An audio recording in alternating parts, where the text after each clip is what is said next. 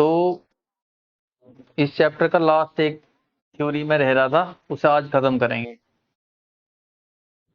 इससे पहले हमने ये देखा था कि सेल इन सीरीज और सेल इन पैरेलल। तो सीरीज में रखे तो कंडीशंस क्या होंगी, कौन सी कंडीशन? जैसे रेडियो वगैरह चलाते थे ना पहले, या अभी जो सर्चिंग लाइट हो, टॉर्च, उसमें कई सारी सेल डाल रहे हैं हम, एक थोड़ी रहे, कहीं रहे, 2-3 सेल रहे। जो टॉयज आवे बच्चों के, उसमें भी कई तरह की सेल लगी रहे। तो वे सेल या तो सीरीज में अरेंज करी जा या पैरेलल में, क्योंकि एक सेल कम वोल्टेज दे, ज्यादा सेल होंगी तो वोल्टेज ज्यादा मिलेगी। अब वोल्टेज कहते हैं यहाँ पे तो 2 पॉइंट आ जाएंगे 12th क्लास में। भाई 12th क्लास के सिलेबस में तो 2 चीजें आ जा, वोल्टेज से तो काम चलता नहीं, 2 चीजें हैं, एक तो ईएमएफ है और एक टर्मिनल वोल्टेज है। तो 2 चीजें हैं। तो जब हमने कई सारी सेल लगाई तो टोटल ईएमएफ हमें कितना मिला और उनका जो टोटल रेजिस्टेंस है वो कितना था, सीरीज में भी और पैरेलल में भी। जिससे हमें ये पता चले कि भाई हमें सीरीज में लगाने में फायदा है या पैरेलल में लगाने में फायदा है, या हम इन्हें कैसे अरेंज करें। ठीक है। तो सीरीज पैरेलल का ये था कि सेल्स, कई सारी सेल है, हमने सीरीज में लगाई तो उन सारी जो सेल है उनके टोटल ईएमएफ क्या होंगे, या पैरेलल में लगावे तो टोटल ईएमएफ और इंटरनल रेजिस्टेंस जो टोटल है वो क्या देंगे। ठीक है। तो वो था। लेकिन अगर काफी, ये तो 2 सेल का था, लेकिन अगर बहुत सारी सेल हो, n number of identical cells in series, n number of cells हैं और आइडेंटिकल है, यानी कि सारी की सारी सेम है, एक ही तरह की है, यानी कि एक ही ईएमएफ है, उनका इंटरनल रेजिस्टेंस भी वही है। तो इसका एक डायग्राम सा बनाऊं मैं छोटा सा, जैसे कि मान लो ये एक सेल होगी, ये दूसरी सेल, ये सीरीज में तो ऐसे लेंगी ना। तो इसी प्रकार हमने कितनी सारी सेल लगाई, n नंबर ऑफ सेल्स लगाई, n नंबर ऑफ सेल्स लगाई, और फिर इन सेल्स को जोड़ दिया एक रेजिस्टेंस के साथ। अब ये रेजिस्टेंस क्या हो सकता है, ये कोई टॉय भी हो सके, कोई सर्चिंग लाइट हो सके, या कोई रेडियो, कुछ भी हो सकता है, कोई भी ऐसी डिवाइस जिसका रेजिस्टेंस क्या है, कैपिटल आर है, इसको हमें ऑपरेट करना, चलाना है। और इसे चलाने के लिए हमने n नंबर ऑफ सेल्स जो है सीरीज में लगा दी। तो हमें पता करना है कि ये करंट कितना देगा, इसमें करंट कितना आएगा। ठीक है। अच्छा, इसका ईएमएफ भी ई है, इसका भी ई है, सबका ईएमएफ क्या होगा, सेम होगा। उसमें तो हमने 2 सेल्स में तो अलग अलग लिया था, सपोज कि उनकी ईएमएफ अलग है, लेकिन इस बार क्या है, सारी सेल्स की ईएमएफ सेम है। इंटरनल रेजिस्टेंस भी क्या है, इनके सबके सेम ही है, इसका भी आर है, इसका भी, और इसका भी आर होगा, सबके इंटरनल रेजिस्टेंस सेम है। ठीक। और जो टोटल रेजिस्टेंस है वो कितना है, कैपिटल आर, जो मतलब जो हमने बाहर जो रेजिस्टेंस लगाया है जिससे हम ऑपरेट करेंगे। ठीक। जिस रेजिस्टेंस को क्या करना है, ऑपरेट करना है, वो कैपिटल आर है। और ये सारी सेल्स हमने सीरीज में लगाई, तब टोटल करंट क्या होगा। तो एक बात तो तुम्हें पता ही है, वोल्टेज क्या होती है, करंट इनटू रेजिस्टेंस।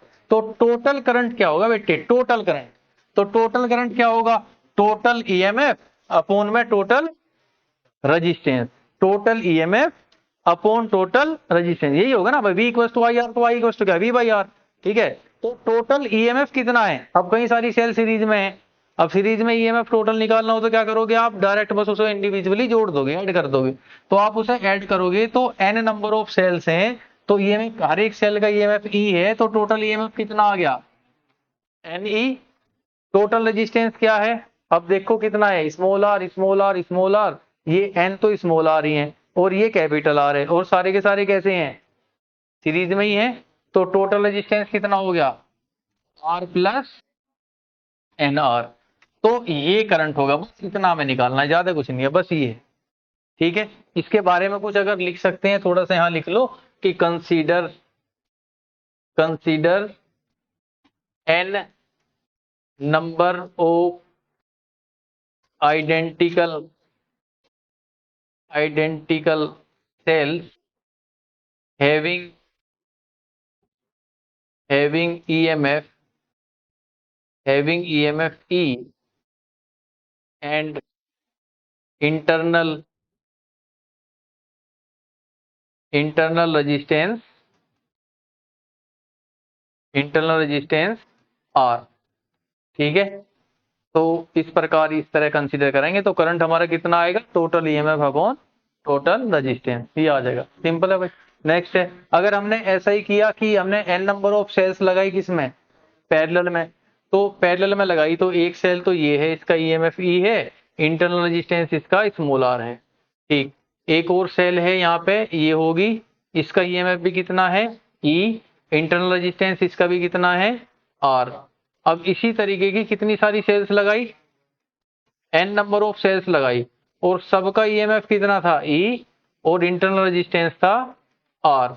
और ये जो सारी सेल्स हैं इनको हमने पैरेलल में जोड़ दिया, और बाहर जिसको हम ऑपरेट कर रहे हैं वो ऑपरेटिंग रेजिस्टेंस जो इन सेल से ऑपरेट होगा वो कितना है कैपिटल आर। अब इस कंडीशन में इसका करंट कितना होगा वो निकालना है, तो कंसीडर करेंगे, consider N number of identical sales having EMF E and internal resistance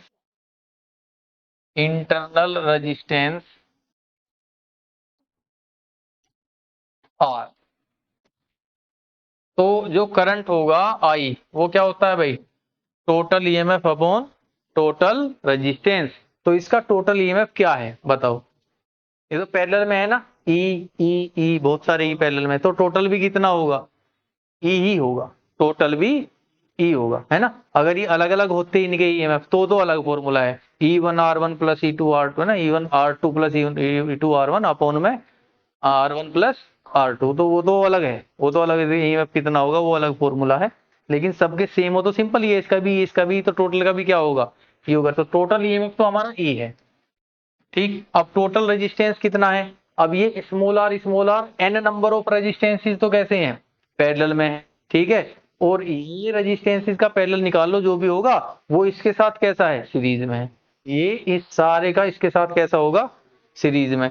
तो ये एन नंबर जो रेजिस्टेंस है इंटरनल ये पैरेलल में है, तो इनका टोटल रेजिस्टेंस क्या होगा, तो इसके नीचे निकाल लो, जैसे 1/Rn होगा, सपोज हमें कितना होगा 1/Rn, या RT कह दो 1/RT, टोटल इंटरनल रेजिस्टेंस क्या होगा भाई 1/R, टोटल का तो वही है ना 1/R1 प्लस 1/R2 ऐसे, तो 1/R total is 1/R plus 1 इसका भी कितना है R, और ये कितनी बार ऐड करनी है हमें n बार, प्लस 1/R, तो 1/R total is equal to, अब एलसीएम लोगे तो कितना आएगा R, अब इसमें 1 प्लस 1 कितनी बार करोगे n बार प्लस करोगे 1 को, तो n बार एक 1 को प्लस करेंगे तो n ही आ जाएगा, तो जो टोटल रेजिस्टेंस है वो कितना आ जाएगा हमारा R बाई एन, भाई 1/R टोटल इज n/R, तो इसको उल्टा करोगे तो ये भी उल्टा हो जाएगा, तो टोटल रेजिस्टेंस इंटरनल कितना है R/N, और ये जो R/N है वो इस R के साथ कैसा है सीरीज में, तो हमारा टोटल रेजिस्टेंस सबका कितना आ गया, तो R plus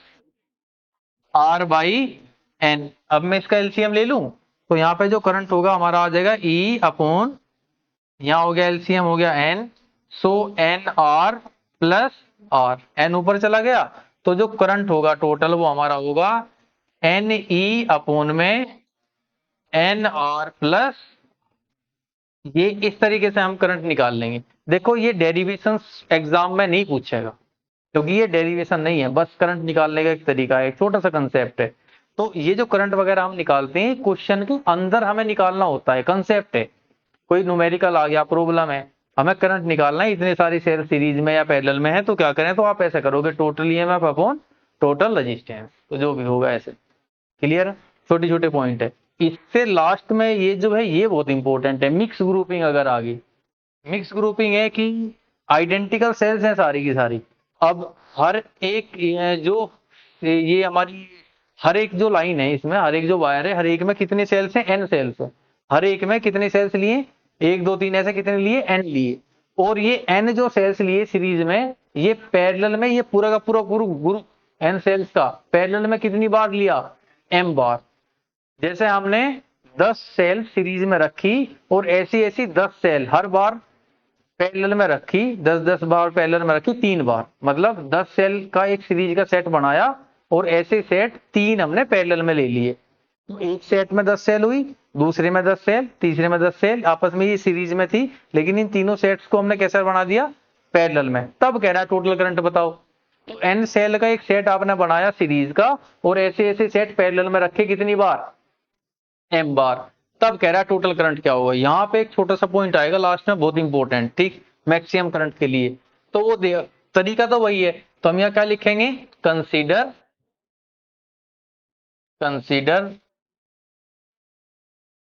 N number of cell, consider ऐसे लिखो, consider a set of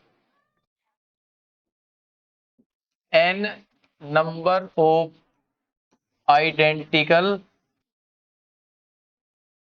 identical cells in series which repeats in m times in parallel, जिनको m बार पैरेलल में रिपीट करा गया है। each cell having an EMF E and internal resistance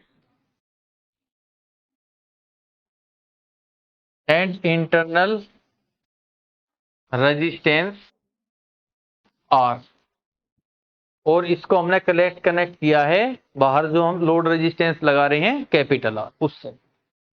अब क्या करें, तो तरीका तो वही है, टोटल करंट आपका क्या होगा, total EMF upon total resistance. अब देखो जरा टोटल ईएमएफ कितना होगा, इस एक लाइन का टोटल ईएमएफ कितना है, हर एक सेल का ईएमएफ ई है, एन बार रिपीट हो रहा, टोटल ईएमएफ कितना हो गया, एन ई, इसका भी एन ई, इसका भी एन ई, तो टोटल का कितना होगा, तो टोटल ईएमएफ तो हमारा कितना आ गया, एन ई। अच्छा, अब डिवाइड बाय टोटल रेजिस्टेंस, अब इस एक लाइन का टोटल रेजिस्टेंस कितना है, एन स्मॉल आर, इसका भी एन स्मॉल आर, कितनी बार रिपीट होगा ये, एम बार, तो टोटल कितना होगा, तो निकाल लो कि 1 by R total is equal to 1 by, इसका एक का कितना है, N R, sorry N small R, plus 1 by इसका एन आर, प्लस ऐसे ही चलता रहेगा, कितनी बार, एम बार, 1 बाई एन आर, तो 1 by R total is equal to LCM लेंगे, कितना आ गया, एन आर, और इसको 1 को प्लस करेंगे कितनी बार, एम बार, तो कितना आ जाएगा, एम बाई बार एन स्मॉल आर। ठीक है, तो आर टोटल कितना होगा, N small R divide by M, ये हमारा टोटल इंटरनल रेजिस्टेंस आ गया इसका, जो इसके साथ कैसा है, सीरीज में। तो टोटल रेजिस्टेंस हमारा कितना हो गया, R plus N R by M. अब इसका एलसीएम लेंगे, so I equals to N E upon M, so M R plus N R upon M, M ऊपर चला गया, तो ये हमारा आ गया M N E upon M R plus N R, ये हमारा करंट है। अब इसमें एक कंसेप्ट है यहां, फॉर मैक्सिमम करंट, ये आप याद रखोगे हमेशा, for maximum current, maximum current के लिए एम आर हमेशा बराबर होगा एन आर के, ये और ये अगर हमारा इक्वल आ गया तो करंट मैक्सिमम होगा। ये आप ध्यान रखोगे, ये कई सारे जो बहुत ही गहरे से कंसेप्चुअल क्वेश्चन होते हैं उसमें पूछा जाता है कि क्या होगा, है ना, इसमें ऐसे कई सारी सेल सीरीज में है, पैरेलल में है, तो यहां समझेंगे हम कि जब ये M R N R equal होंगे तो हमारा करंट क्या होगा, मैक्सिमम। बात समझ आई, तो ये चीज यहां से ही कुछ ना कुछ आर की वैल्यू वगैरह कुछ ना कुछ निकलेगी आपकी, कि मैक्सिमम करंट के लिए सपोज आपको इंटरनल रेजिस्टेंस दे दिए, कितनी बार एन में लिया, कितनी बार एम में पैरेलल में लिया, वो भी दे दिया, पूछ रहा है बताओ मैक्सिमम करंट के लिए रेजिस्टेंस की वैल्यू क्या रखें, तो आप क्या लोगे, तो रेजिस्टेंस की वैल्यू लोगे एन स्मॉल आर अपॉन में एम, जो भी आएगा उतना रेजिस्टेंस अगर हमने रख दिया तो मैक्सिमम करंट मिलेगा, यानी कि दोनों बराबर हो जाएंगे, तो ये इक्वल होते हैं। बात समझ आई सबको, तो ये हमारा था मिक्स ग्रुपिंग का। अच्छा, नेक्स्ट पार्ट इसका आ गया अब किरचॉफ लॉ का। तो किरचॉफ लॉ बहुत इंपॉर्टेंट है, इसके अपने न्यूमेरिकल्स हैं, क्वेश्चन है, ठीक है, तो ध्यान से समझेंगे, वैसे आसानी है लेकिन क्वेश्चंस लेंथी हैं इसके, जितने भी क्वेश्चन है समझो। तो किरचॉफ के जो है दो तरह के लॉज हैं, एक करंट का और एक वोल्टेज का। तो करंट का लॉ क्या है, अब ये तो नॉर्मली हम भी जानते हैं। सपोज ये कहता है कि जितना जंक्शन पे यानी कि जोड़ पे जितना करंट आ रहा है उतना ही करंट जाएगा। किरचॉफ कहता है कि किसी जंक्शन, जंक्शन मतलब जोड़, जहां पे कई सारे तार आपस में जुड़ रहे हैं, ठीक, तो कह रहा है जंक्शन पे उस जोड़ पे जितना करंट आ रहा होगा, the total amount incoming total amount of current that is equal to outgoing amount of current. तो जितना करंट आएगा उतना ही जाएगा भी। अब इसने ये कहा, इसने इस चीज को प्रूव करने के लिए क्या साइन कन्वेंशन लिए, कह रहा है जो आने वाला करंट होगा जंक्शन पे, जो करंट आ रहा है वो तो प्लस का करंट माना जाएगा, और जो करंट जा रहा है वो माइनस का माना जाएगा। ऐसा कर लो, ठीक है। तो ये यही कहता है according to this law the algebraic sum of current meeting at a junction in a close circuit is always zero.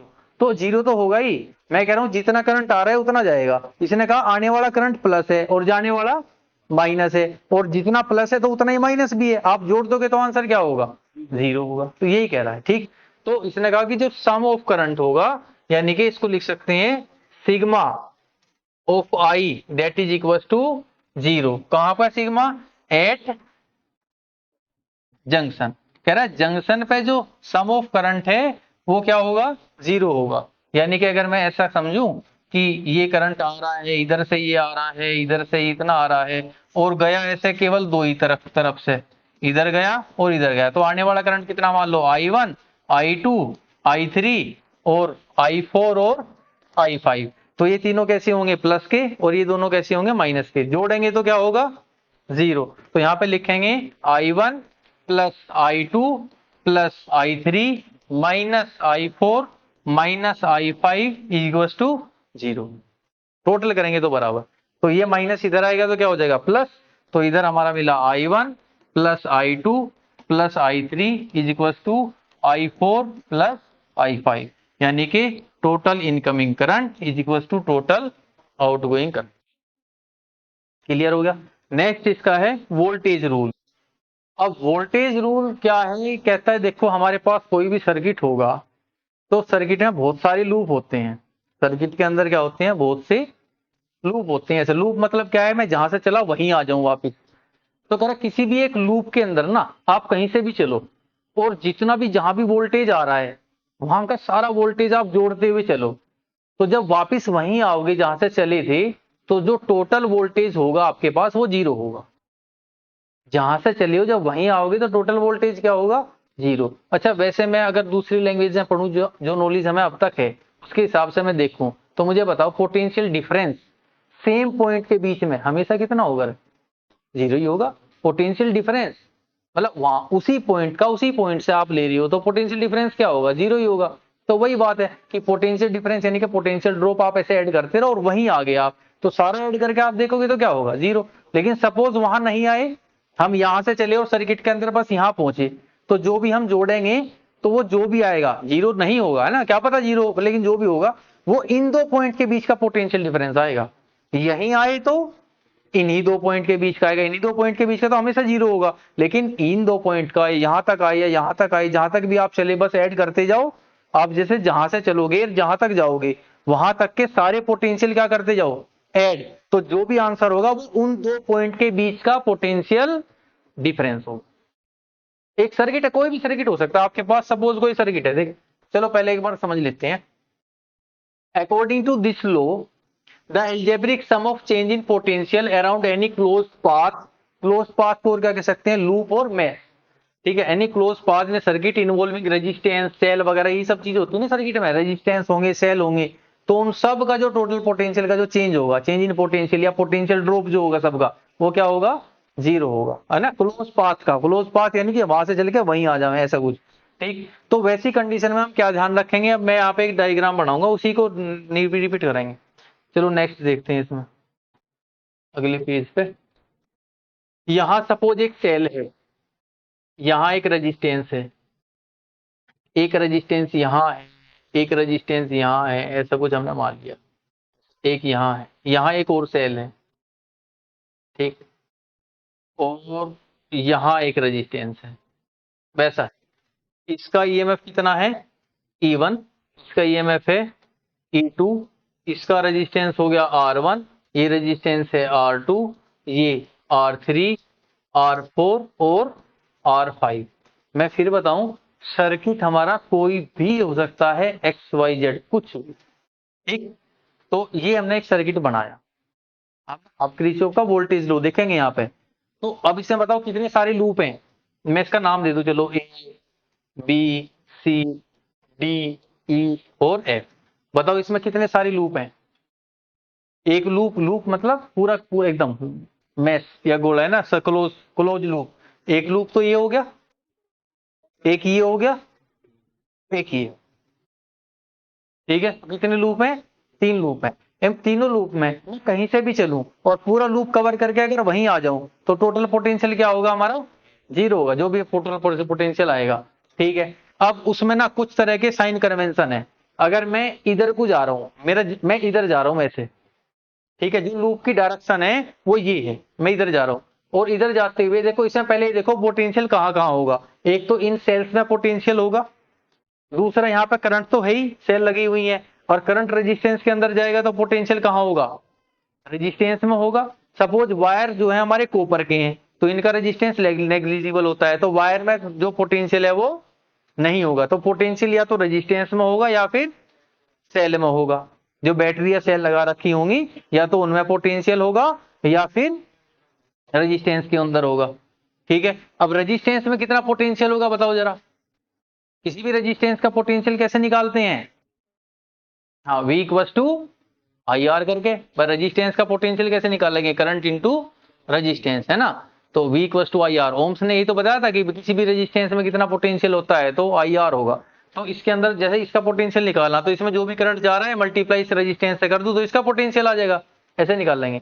तो अब करंट देखो किसमें कितना है, तो यहां से करंट चलेगा इधर की तरफ, यहां से करंट चलेगा इधर की तरफ। इसमें से सपोज चला कितना I1 करंट और इसमें से चला I2 करंट। अब ये I1 इधर आ रहा है, यहां तक आया, ये I2 इधर से यहां तक आया। अब क्या होगा, अब क्या होगा, अब ये दोनों करंट मिलके इधर से चलेंगे।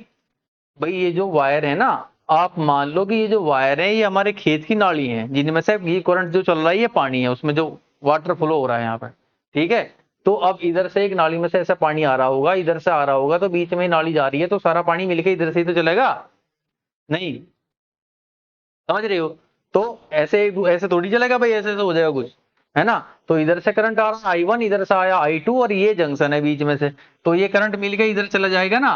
तो इसमें कितना करंट होगा, I1 प्लस I2। फिर यहाँ आ गया, यहाँ आने के बाद क्या होगा, जो इसका था, जो यहाँ से आया था इधर चला जाएगा I1, और इधर आ गया नीचे की तरफ I2, ये वापिस इस सेल में आ गया, और ये I1 वापिस इस सेल में आ गया। हो गया इतना। तो हर एक रेजिस्टेंस के अंदर करंट मिल गया हमें, यानी कि हमारे पास सारे रेजिस्टेंस के अंदर क्या है, वोल्टेज हमें पता है।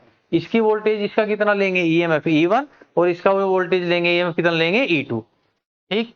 अब आते हैं दूसरी बात पे। अब कन्वेंशन उसने कैसे लिए, साइन कन्वेंशन। तो वो कहता है कि अगर मैं इधर की तरफ जा रहा हूं और बैटरी का प्लस आ गया पहले, है ना, अगर मैं चल रहा हूं, चलते चलते बैटरी आई, उसका प्लस पहले आ गया, तो आप उसका वोल्टेज या ईएमएफ कैसा लोगे, प्लस में लोगे। और अगर इधर से आ रहा हूं और माइनस पहले आ गया तो उसका वोल्टेज माइनस में लोगे। तो लूप जैसे चलता रहेगा, या मैश के अंदर लूप के अंदर हम चलते रहेंगे काउंट करने के लिए। तो अगर बैटरी का प्लस पहला आ गया तो वोल्टेज कैसा लेंगे, प्लस का। माइनस पहला आया तो वोल्टेज लेंगे माइनस का। ये तो बैटरी के लिए था। अब रेजिस्टेंस के लिए क्या है, अब सपोज आगे चला, मैं इधर आ गया, ये रेजिस्टेंस, इसका वोल्टेज लेना मुझे। अच्छा बताओ इसका वोल्टेज कितना है, आई आर, आई कितना है इसमें, ही जाएगा ना I1, तो I1 और रेजिस्टेंस है R1, तो इसका वोल्टेज होगा I1 R1। तो मैं इसे प्लस लूं या माइनस, तो वो कहता है कि अगर हम इधर जा रहे हो और करंट उल्टी तरफ से आ रहा हो, यानी कि लूप की डायरेक्शन और रेजिस्टेंस के अंदर करंट की डायरेक्शन अगर अपोजिट है, तो आप उसके अंदर जो वोल्टेज है उसे लेओगे नेगेटिव, और अगर सेम डायरेक्शन है तो उसके वोल्टेज को लेओगे पॉजिटिव, ठीक है। तो जैसे अगर मैं इधर जा रहा हूं ऐसे और ये रेजिस्टेंस आ गया, मैं देख रहा हूं कि मैं तो इधर जा रहा हूं, लूप तो इधर जा रहा है और करंट इसमें इधर आ रहा है अपोजिट डायरेक्शन में, तो इसका वोल्टेज जो I1 R1 है वो कैसा होगा, नेगेटिव होगा। लेकिन अगर मैं इधर से ही ऐसा आ रहा होता तो करंट की डायरेक्शन भी यही है, लूप की भी डायरेक्शन यही है, तो इसका वोल्टेज कैसा होता, पॉजिटिव होता। तो रेजिस्टेंस का तो ऐसे लेंगे और सेल का कैसे लेंगे, प्लस पहले आया तो पॉजिटिव, माइनस पहले आया तो नेगेटिव। ठीक है, तो एक बार चेक कर लेते हैं। चलो अब हम एक लूप लेते हैं, ये वाला लूप। ठीक है, अब बताओ कहां से स्टार्ट करूं इस लूप में चलना। अब बताओ, सी से कर दूं? सी से स्टार्ट करेंगे, कैसे चलूं, क्लॉकवाइज की anticlockwise? Anticlockwise. C से चल रहा हूं मैं, ऐसे चलूंगा एंटी क्लॉकवाइज ही। ठीक है, तो मैं हम यहां लेते हैं in loop B C D E और बी। इस लूप में B C D E B, ये लूप हमने लिया। ठीक है, तो इस लूप में किरचॉफ रूल अप्लाई करते हैं। Apply Kirchhoff voltage law, KVL. Apply Kirchhoff voltage rule क्या होगा, या लॉ। तो क्या होगा इसमें, तो सी से स्टार्ट करेंगे। अब सी से मुझे चलना है, और कैसे, एंटी क्लॉकवाइज ऐसे। तो मैं यहां से चला, अब ये रेजिस्टेंस आ गया, मुझे इसका वोल्टेज लेना। अब इसका वोल्टेज कितना होगा, करंट इंटू रेजिस्टेंस। इसके अंदर करंट कितना है, I1, रेजिस्टेंस कितना है ये R2। तो मैं तो इधर आ रहा हूं, करंट भी इसके अंदर इधर ही आ रहा है, दोनों की डायरेक्शन क्या है, सेम है। तो मैं इसका वोल्टेज कैसे लूं, पॉजिटिव। तो मैं यहां पे लिखूंगा सबसे पहले I1 R2। ठीक है, फिर मैं यहां आया ऐसे चलते हुए इधर, तो मैं इसका वोल्टेज कैसे लूं, पॉजिटिव लूं या नेगेटिव, पॉजिटिव। करंट की डायरेक्शन भी यही है और मैं भी इधर से ही आ रहा हूं, तो इसका वोल्टेज भी कैसा होगा, पॉजिटिव। तो यहां प्लस लिखेंगे, plus I1 plus I2 into में R3। ठीक है, फिर मैं यहां आया, यहां से यहां गया, फिर यहां आया, तो इसका वोल्टेज कैसा लूं, पॉजिटिव, क्योंकि करंट भी इधर ही आ रहा है, मैं भी इधर ही जा रहा हूं। तो इसका वोल्टेज कितना होगा, प्लस I1 R1। अच्छा, फिर मैं यहां आया, तो जैसा आगे चला तो माइनस पहला आया बैटरी का, तो इसका वोल्टेज कैसे लूंगा, माइनस का। तो माइनस का E1, और फिर यही आ गया तो बराबर 0। बात समझ में आई, कैसे करते हैं अप्लाई, क्लियर हो गया। नेक्स्ट दूसरे लूप में, इन लूप इस लूप में B A B E F A, इस लूप में अप्लाई करते हैं, अप्लाई केवीएल। तो इस लूप में अप्लाई करोगे, बताओ कहां से स्टार्ट करें, क्लॉकवाइज चलें, कहां से चलूं, ए से। कहीं से भी चल सकते हैं, एक ही बात है, यहां से चलूं और कैसे चलूं, क्लॉकवाइज इस तरफ। तो मैं इधर चाहूंगा पहले, जब मे से मैं इधर की तरफ जाऊंगा ना, तो ये रेजिस्टेंस आ जाएगा पहले। तो इस रेजिस्टेंस का वोल्टेज प्लस होगा कि माइनस होगा, ये चेक करूंगा मैं। तो यहां से करंट तो इधर ही जा रहा है ना, मैं भी इधर ही जा रहा हूं, तो प्लस होगा। कितना होगा, करंट कितना है इसमें, I2, रेजिस्टेंस है R5, प्लस का होगा। ठीक है, फिर मैं यहां आया इधर, तो ये भी डायरेक्शन क्या है, सेम है। तो इसका वोल्टेज क्या होगा, प्लस का I1 प्लस I2 इंटू में R3। फिर यहां से यहां आया, फिर इसका कितना होगा, उसका भी प्लस ही होगा, करंट का सेम डायरेक्शन है, प्लस I2 R4। फिर इधर आया, इसका कैसा होगा, नेगेटिव, माइनस E2, माइनस पहले आया ये, तो माइनस पहले आ गया, तो इसका EMF कैसा लेंगे, माइनस में। तो कितना हो गया, माइनस E2। फिर यहीं आ गया वापिस ए पे, तो बराबर 0। अब एक कंप्लीट लूप है, उसका बनाएंगे। तो in loop A B C D E F A, पूरे लूप में अप्लाई करें। तो अब बताओ, पूरा लूप है, किधर से चलूं, सपोज कि ऐसे ही चल रहा हूं मैं। ठीक है, क्लॉकवाइज ही, कहां से, एफ से चला, यहां से चला ऐसे क्लॉकवाइज।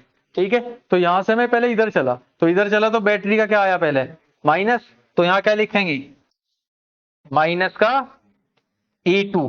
ठीक है, इधर ऐसे आ रही है, माइनस पहले आया तो माइनस, फिर यहाँ आए। अब रेजिस्टेंस की और लूप की डायरेक्शन क्या है, करंट की लूप की डायरेक्शन सेम है, तो इसका जो वोल्टेज होगा प्लस में होगा। वोल्टेज कितना होगा, प्लस I2 R5। उसके बाद फिर यहां आया, यहां पे मैं तो इधर जा रहा हूं, लेकिन करंट इधर से आ रहा है, तो नेगेटिव होगा। तो ये होगा माइनस I1 R2। फिर इधर आया, तो प्लस पहले आ गया, तो प्लस E1। फिर इधर आया, यहां पे देख रहा हूं करंट इधर आ रहा है, मैं इधर जा रहा हूं, तो माइनस होगा, सो माइनस I1 R1, फिर यहां आया, फिर करंट की डायरेक्शन क्या है, सेम है लूप की डायरेक्शन से, तो प्लस I2 R4 और वापिस F पे ही आ गया तो बराबर 0। अब पॉइंट ये है, देखो ईएमएफ के, सेल्स के और रेजिस्टेंस के वोल्टेज लेने तो आगे ना आपको, कैसे लेंगे, साइन कन्वेंशन से। अब मैं अगर वहीं से चल के वहीं आता हूं पूरे लूप में तो बराबर तो 0 रखेंगे, लेकिन सपोज मुझे मुझे क्वेश्चन ये आया कि find potential difference between A and D, तो मैं ए से चलूं और डी तक पहुंच जाऊं, तो जो भी पोटेंशियल है सारा मैंने जोड़ लिया, तो वही जो आएगा वही इन दोनों के बीच का क्या होगा, पोटेंशियल डिफरेंस। अब एक पॉइंट और है, मैं इनका पोटेंशियल डिफरेंस निकालने के लिए कैसे कैसे जा सकता हूं, या तो मैं ऐसे जाऊं जोड़ते हुए सारा पोटेंशियल और यहां आ जाऊं, या फिर मैं ऐसे जाऊं, या फिर ऐसे गया, फिर ऐसे गया, फिर ऐसे चला जाऊं, या फिर ऐसे जाऊं, फिर ऐसे, फिर ऐसे, फिर ऐसे और फिर ऐसे चला जाऊं। आप कैसे भी जाओ, किसी भी पाथ को फॉलो करते हुए जाओ, हमेशा पोटेंशियल डिफरेंस हमेशा क्या आएगा, सेम, किसी भी तरीके से चलिए। ए और डी के बीच में पूछ रहा है या ए और बी के बीच में पूछ रहा है, आप ए से बी के बीच में यहां से ऐसे चले जाओ, यही आएगा एक ही, वही इसका पोटेंशियल डिफरेंस है। या फिर ऐसे घूम के यहां पे आओगे तो भी पोटेंशियल डिफरेंस वही आएगा, सब माइनस प्लस हो गए, कट कुटा वही आ जाएगा आंसर। पॉइंट समझ आया। तो किरचॉफ यही कहता है, आप वहीं से चले वहीं आगे तो सिंपल सी बात है, पोटेंशियल डिफरेंस दोनों पॉइंट के बीच का क्या होगा, सेम ही होगा ना, तो पोटेंशियल सेम होगा तो डिफरेंस 0 आ जाएगा, तो कह रहा पोटेंशियल ड्रॉप 0 ही होगा पूरे एक मैच का। लेकिन अगर वहां तक नहीं जा रहे, हम वहीं नहीं आ रहे, हम तो यहां से चल के बस यहां तक आए, तो इन दो के बीच का पोटेंशियल डिफरेंस आ जाएगा जो 0 शायद होगा या नहीं होगा। पॉइंट क्लियर है। तो इसके जो, इससे पहले अभी जो ये था, ये वही कह रहा है कि जो हमारा सम ऑफ पोटेंशियल होगा पूरे लूप का, पूरे लूप का, वो हमेशा कितना होगा, पोटेंशियल डिफरेंस जो होगा डीवी जो होगा वो कितना होगा, हमेशा 0 होगा। ठीक है, पूरे लूप का जो होगा। अच्छा नेक्स्ट, अब साइन कन्वेंशन यही है, व्हाइल ट्रेवलिंग या traversing loop if negative pole of cell is encountered first, अगर सेल का नेगेटिव पहले आया तब जो ईएमएफ है कैसा होगा, नेगेटिव, अदरवाइज अगर पॉजिटिव पहला आया तो कैसा होगा, पॉजिटिव। फिर कह रहा है the product of resistance and current, resistance current का प्रोडक्ट क्या होता है, पोटेंशियल ऑफ रेजिस्टेंस, तो पोटेंशियल ऑफ रेजिस्टेंस जो है ना in N R open circuit is taken positive, उसको हम पॉजिटिव लेंगे कब, if the direction of current in the arm is the same in sense of one moves in a close path, जो move कर रहा है क्लोज पाथ में, जो हम चल रहे हैं या जो लूप चल रहा है क्लोज पाथ के अंदर, उसका और करंट का डायरेक्शन क्या होगा, अगर सेम होगा तो कैसा लेंगे उसको हम, पॉजिटिव लेंगे। ठीक है, अदरवाइज क्या लेंगे, नेगेटिव लेंगे, अगर अपोजिट होगा तो नेगेटिव लेंगे।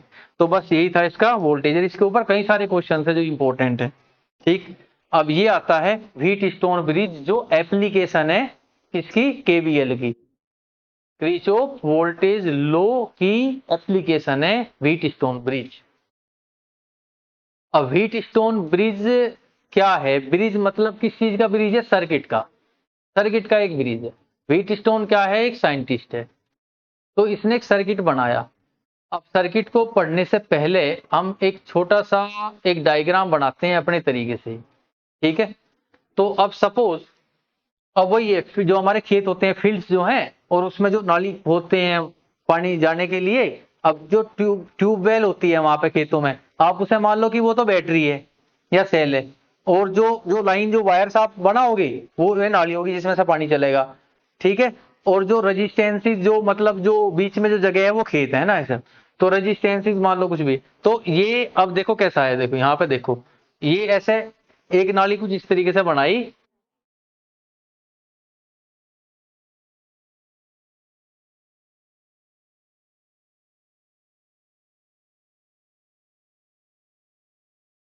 या और अच्छे से बना देता हूँ, चलो ऐसा बना दें, ये ऐसा बना।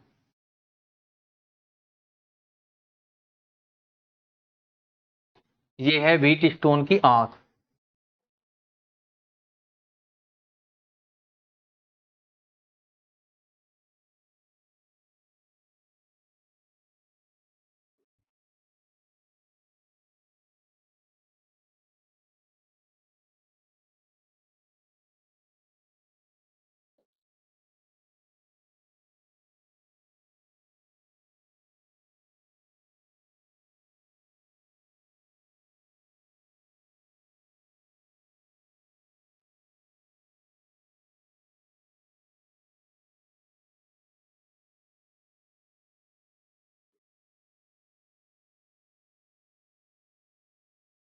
अच्छा अब बताओ, देखो ये हमारा एक डिजाइन है खेत का, ये क्या है, ये नालियां इस तरह की, ठीक है, यूं खोद रखी है हमने ऐसे, और बीच में क्या है, हमारे खेत है। अब अगर यहाँ से वाटर फ्लो कर रहा है यूं, तो जैसे यहाँ से वाटर आया, ठीक, तो ये वाटर किधर जाएगा, इधर की तरफ और इधर की तरफ, ऐसे गया और ऐसे गया। इतनी बात आ रही है समझ में, ठीक है। अब फिर यहाँ पे क्या होगा, यहाँ तो भरेगा एक बार, ये नाली जो बीच में है ये भरेगी एक बार, चलो एक बार ये भर चुकी है, ठीक है। उसके बाद क्या होगा, क्या ये बिल्कुल ऐसी जगह ऐसे चला गया और ये ऐसे चला गया, और इसमें किधर से भी फ्लो करेगा ही नहीं। लेकिन अगर मैं ये कहूं कि यहां से थोड़ा सा ऊंचाई ऊंचाई ज्यादा है, यहां से कम है, तब क्या होगा, तो तब ये होगा कि ये तो सीधा सीधा ऐसे ही जाता रहेगा, है ना, ये जो यहां से निकला ये तो सीधा निकल जाएगा ऐसे ही। लेकिन यहाँ पे ना ये दोबारा से डिवाइड होगा इधर और इधर, हर बार ऐसे लगातार चलता रहेगा, ये इधर की तरफ चलेगा और ये इधर की तरफ, यहाँ से डिवाइड होगा दो जगह। और अगर इसकी ऊंचाई थोड़ी ज्यादा होगी तो इसकी कम होगी, तो यहाँ से डिवाइड होगा इधर और इधर, और ये डायरेक्ट सीधा चला जाएगा, ठीक है। तो ये हमारा ब्रिज है, और हमें इस ब्रिज को क्या करना है, बैलेंस करना, हमें इस ब्रिज को बैलेंस करना है। और अगर मैं आपको कहूं कि आप केवल एक जगह पे मिट्टी हटा दो या लगा दो, लेकिन उसे क्या करो, बैलेंस कर दो एक ही जगह पे, तो कैसे करोगे, सपोज यहां से ऊंचाई ज्यादा होगी, थोड़ी मिट्टी हटा दोगे, ऊंचाई यहां कम होगी, थोड़ी मिट्टी डाल दोगे, केवल यहीं से मैं चेंज करके और इस ब्रिज को क्या कर सकता हूं, बैलेंस। जैसे ही ब्रिज बैलेंस होगा, क्या इसमें वाटर फ्लो करेगा, क्या इसमें वाटर फ्लो करेगा क्या, अगर ये ब्रिज बैलेंस हो गया, तो इसमें वाटर तो होगा, मतलब वाटर मतलब क्या है, इलेक्ट्रॉन्स है, इलेक्ट्रॉन्स तो होंगे ही। अब इलेक्ट्रॉन्स फ्लो नहीं करेंगे तो करंट क्या होगा, जीरो। तो मैं ये कह रहा हूं, क्या वाटर फ्लो करेगा क्या, बैलेंस होने के बाद नहीं करेगा। तो या तो वो वाटर ऊपर से ऐसे जाता रहेगा, इधर से ऐसे, इसमें जो एक बार जो वाटर है वो फिल हो जाएगा, वो बिल्कुल वहीं रहेगा रेस्ट में, और बाकी ऐसे चलता रहेगा, यानी कि इसके बीच में जो करंट है वो क्या हो गया, जीरो होगा। लेकिन इसमें करंट जीरो कब होगा, जब ये ब्रिज क्या हो जाए, बैलेंस। लेकिन अगर ये ब्रिज बैलेंस नहीं है, तो या तो यहां से करंट डिवाइड होकर ऐसे चलेगा, या फिर यहां से करंट डिवाइड होकर ऐसे चलेगा। मतलब यहां से करंट डिवाइड हो रहा है तो इधर गया, इधर और इधर, तो ये इधर मिलके ऐसे, यहां से ये और ये मिलके चलेंगे, और ये इसकी ऊंचाई ज्यादा होगी इसकी कम, तो यहां से डिवाइड होगा, ये मिलके चलेंगे, ऐसे चलेगा। क्लियर है पॉइंट, समझ आ गया। अब हम व्हीट स्टोन ब्रिज बनाते हैं, ठीक, तब देखेंगे उसमें कैसा है। ये तो हमने एज ए एग्जाम्पल ही देखा इसमें। तो अब देखो, ये वायर्स हैं हमारे,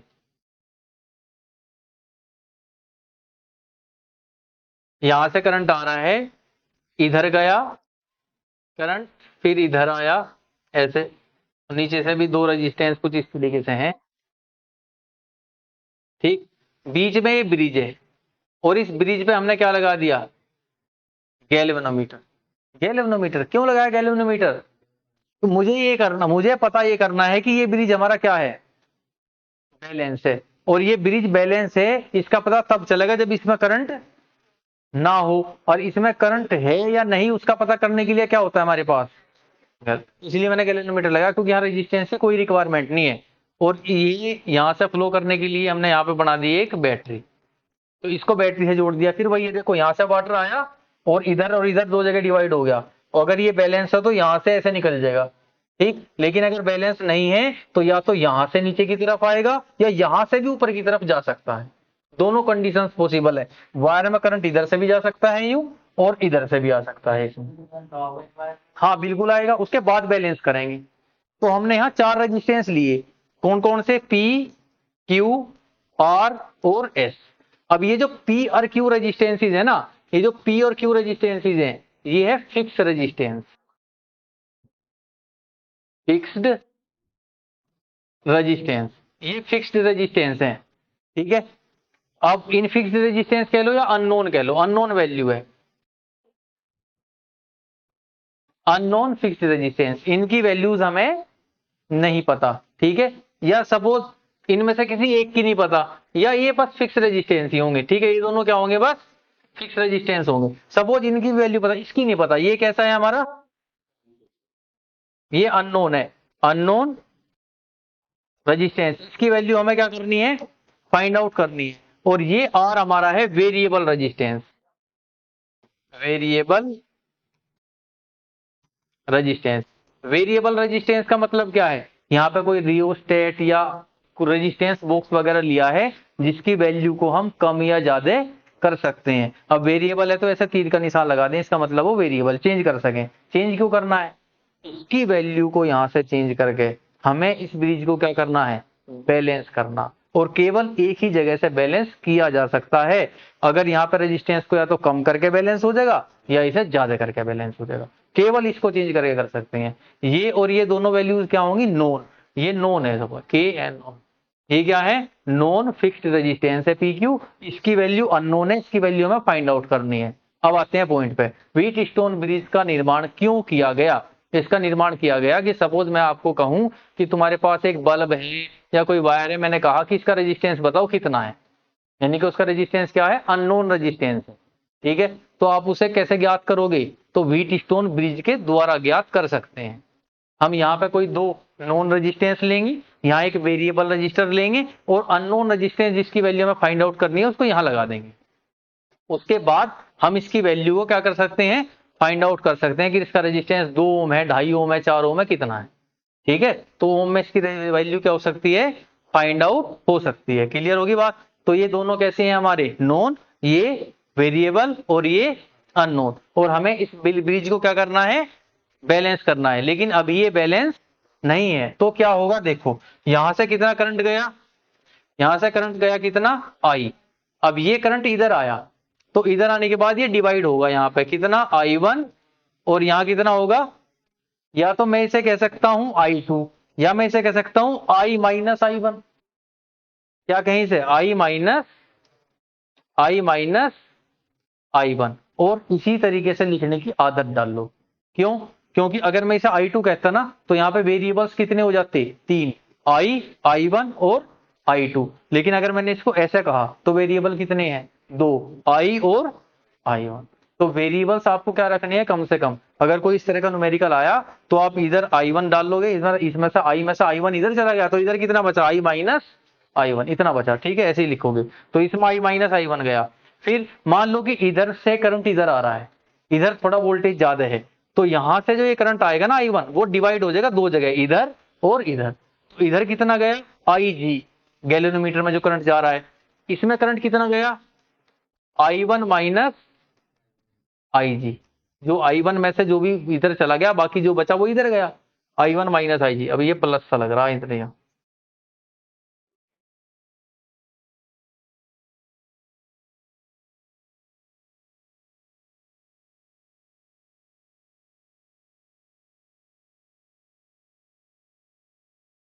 I1 माइनस IG, तो ये करंट इधर आ गया।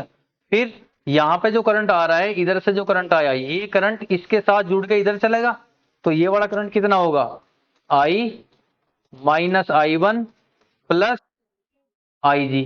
ठीक है, ये करंट इधर गया और फिर टोटल सारा मिलके कितना हो गया इधर, I। अब ये हमारा डायग्राम हो गया। अब क्रिचॉफ वोल्टेज लॉ से हम क्या कर सकते हैं, प्रूव कर सकते हैं कि ये कैसा होगा, इनके रेजिस्टेंस का रिलेशन कैसा है। तो हमें क्रिचॉफ रूल अप्लाई करना है इस लूप के अंदर और इस लूप के अंदर। तो इसका नाम मैं दे देता हूं A, B, C और D। तो अब बताओ पहले कौन से लूप में चलोगे, तो प्रिंसिपल वही है। प्रिंसिपल क्या है, it work on the principle of null deflection. Null deflection यानी कि जीरो डिफ्लेक्शन।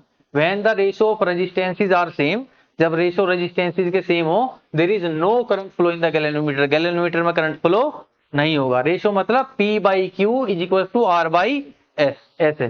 तो अभी वो बाद में निकलेगा, देखेंगे। तो अब इसकी थ्योरी क्या है, देखो, apply KVL in loop A B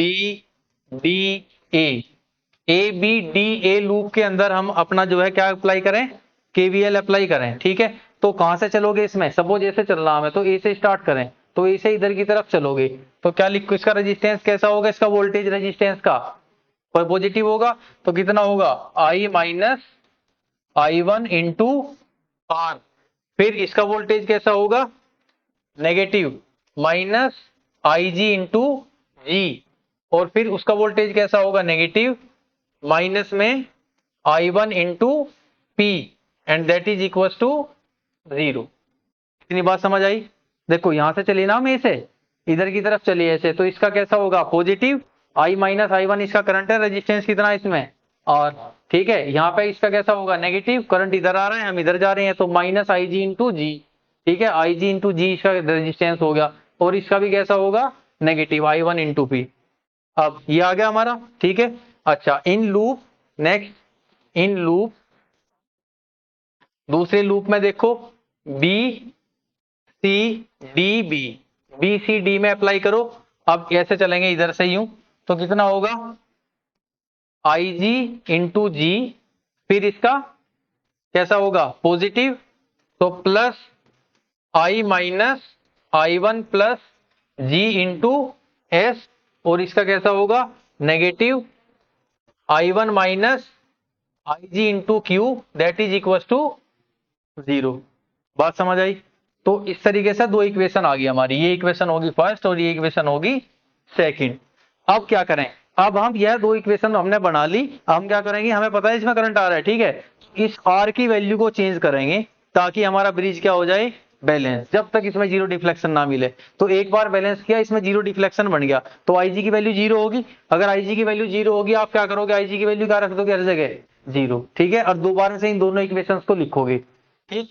तो व्हेन आफ्टर चेंजिंग या balance the bridge, balance the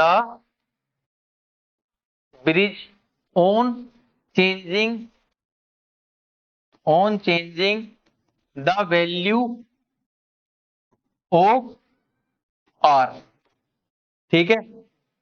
after that, after that I G equal to कितना हो जाएगा, जीरो। अब इसकी वैल्यू को चेंज करेगा, आर की वैल्यू को, आई जी की वैल्यू क्या हो जाएगी हमारी, जीरो।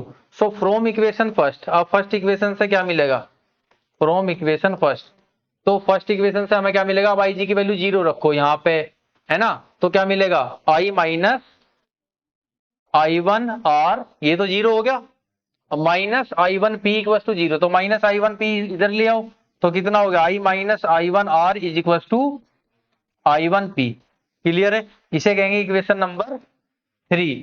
नेक्स्ट, अब इसे इक्वेशन सेकंड में रखोगे, आई जी की वैल्यू जीरो, तो ये जीरो रख दोगे तो क्या होगा, ये तो जीरो हो गया, तो I1 minus I1 into S, ये बराबर होगा I1 क्यू के, ठीक है, I माइनस I1 एस, तो I माइनस I1 एस ये बराबर किसके होगा, ये बराबर किसके होगा, यहाँ पे देखो I1 क्यू के, है ना, ये माइनस इधर आके क्या हो जाएगा, प्लस, तो ये बराबर होगा I1 क्यू के, ठीक है, और इसे कहेंगे इक्वेशन नंबर 4। अब बस डिवाइड कर दो, डिवाइड इक्वेशन 3 बाई 4, अब 3 को 4 से डिवाइड करो तो कितना आया, I माइनस I1, अब यहां पे क्या था, P था ना थर्ड इक्वेशन में, I minus I1 R, I minus I1 R upon I minus I1 S is equal to I1 P upon I1 Q। अब इससे ये कैंसिल हो गया, इससे ये कैंसिल हो गया, that means R by S is equal to P by Q, ये रिलेशन आ गया, और इसीलिए हम वो कर रहे थे सारा कुछ कि इनका रेशो क्या होगा, सेम होगा, ठीक है। हमें इसमें से क्या निकालना था, S, तो S की वैल्यू तो निकल जाएगी, S बराबर क्या होगा, S बराबर होगा Q बाई P इंटू में R, यहां से निकल जाए, क्योंकि बाकी वैल्यूज हमें क्या है पता है ना, P by Q equal to R by S, देखो जरा इसमें P by Q equal to R by S, इनका रेशो इस तरीके से क्या होगा, सेम होगा। बहुत समझ आई, ठीक है। नेक्स्ट अगले लेक्चर में क्वेश्चन आंसर्स करेंगे।